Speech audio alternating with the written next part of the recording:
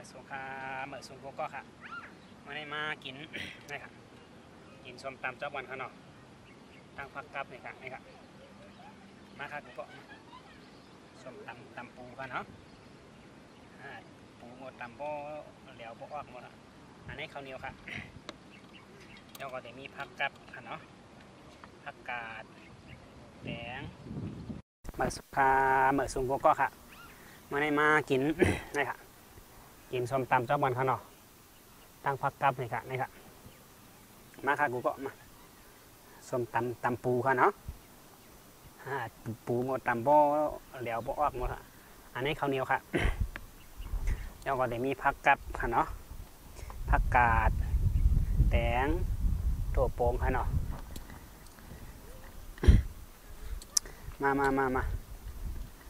มากินข้าวจ้ำกันกันมากินข้าวด้วยกันครับพ่อ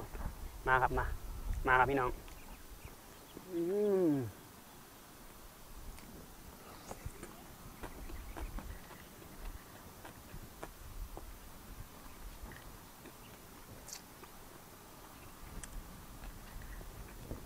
มาครับ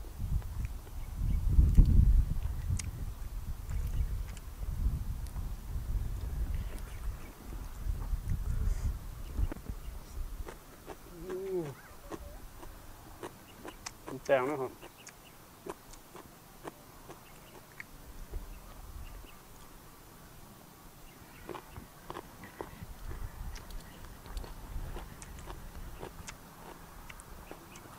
มาเลยนี่ลูกมาเลยลูกรถมาเลยนี่มากินข้าวเจ้ามันครับมาแต่มีเสียงรบกวนอีกค่ะเนาะมันมีหิมตางค่ะเนาะเสียงรถกว่ามามันจะมีเสียงนกจำค่ะเนาะมีเสียงนกมีเสียงลมค่ะ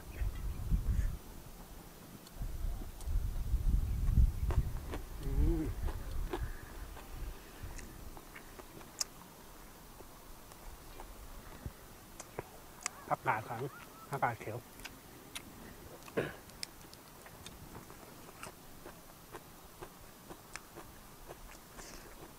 ตำปูครับพี่น้อง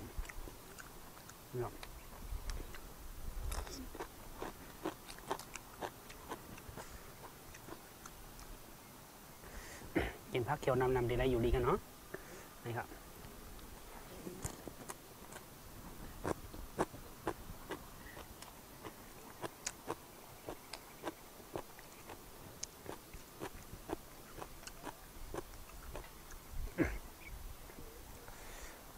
กินหมักสร้างบ่อตำกันครับ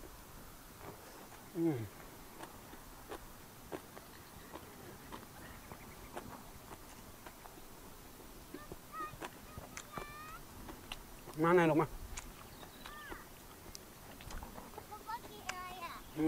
กินนะ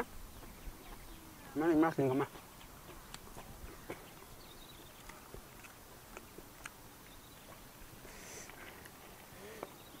น้องกินกับพ่อแม่มาลูกคมนะนี่ครับ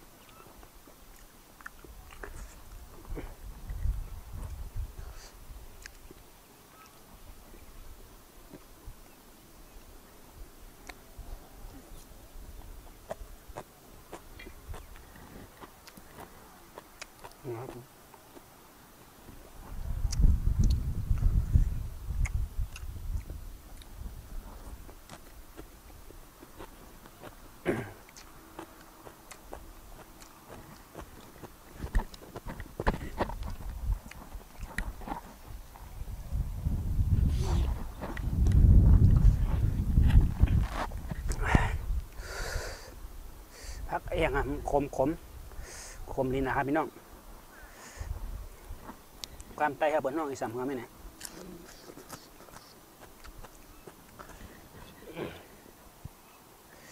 มาสุงโกก็ค่ะมีผักใบอะไรกินข้าวคำเจ้ามันฮะมากินข้าวเจ้ามันฮะ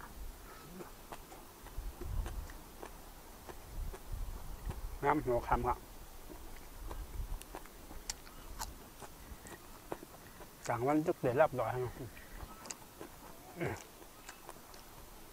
หัวคำจมเท่าไหร่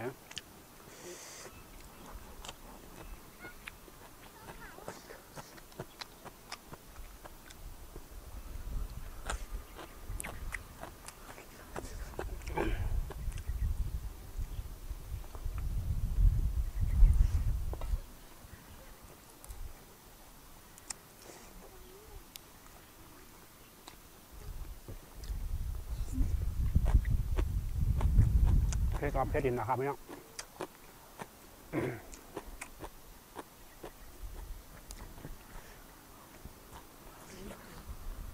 ขม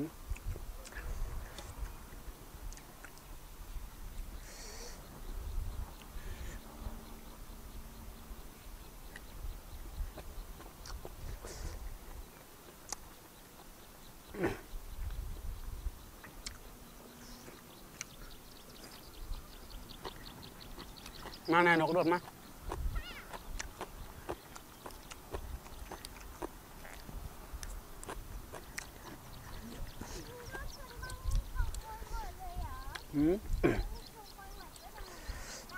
แค่หลงนี่รถอ่ะ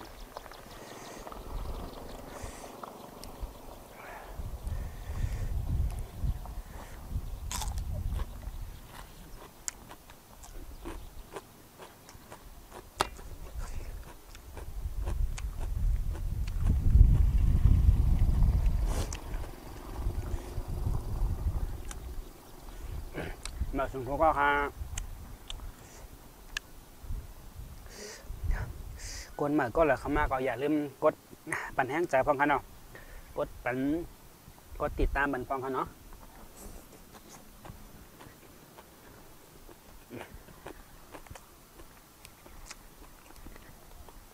มาเดี๋ยวได้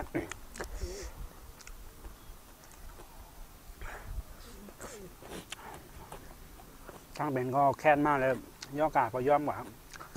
เด็กก็ยากขันอีกเนาะหมดพ่นมาย่างเป็นแห้งนะครับบ่จางกวางนะเล่นบ่ร้านนี้บ่อะไรยากกันเนาะ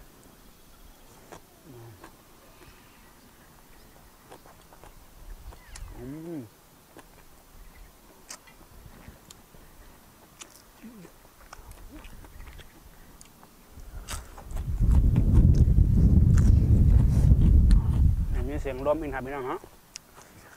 เสียงลมชิวๆ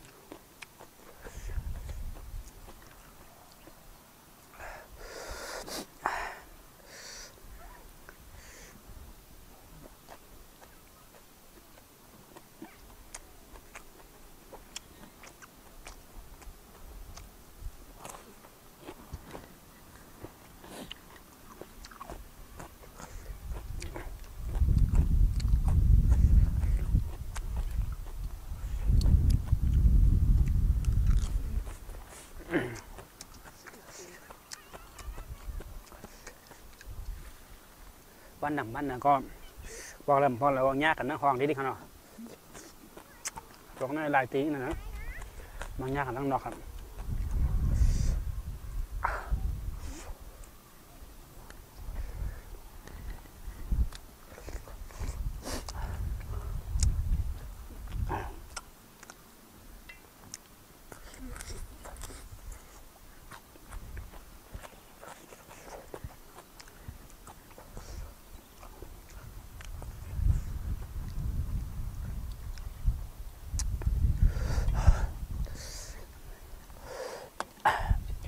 ดินนะคะ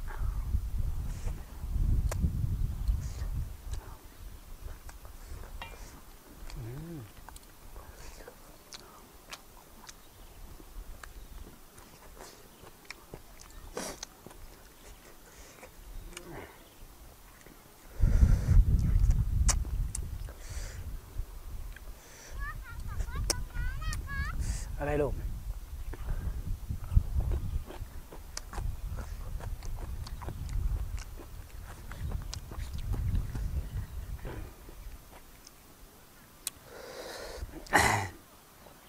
โอเคมาในเขาเดย์เกิดลืมมองหน้าก่อนนะเดี๋ยววันนึงต้องได้ยากกันเนาะแค่เราอย่าลืมกดซับสไครต์กดปั่นแห้งใจพองกันเนาะยินจนพวกก็ดีเข้ามาตัวมากปั่นแห้งครับบายบายหมายสุขครับ